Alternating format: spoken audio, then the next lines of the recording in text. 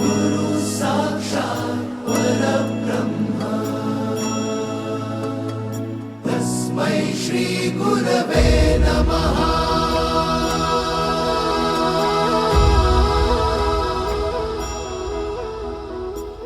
गुरु माझा गणगोत, गुरु हीच माऊली।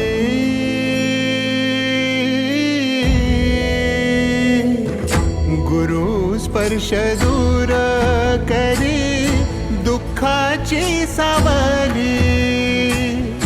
गुरु भेटीसाठी झाली जीवाची काहिली।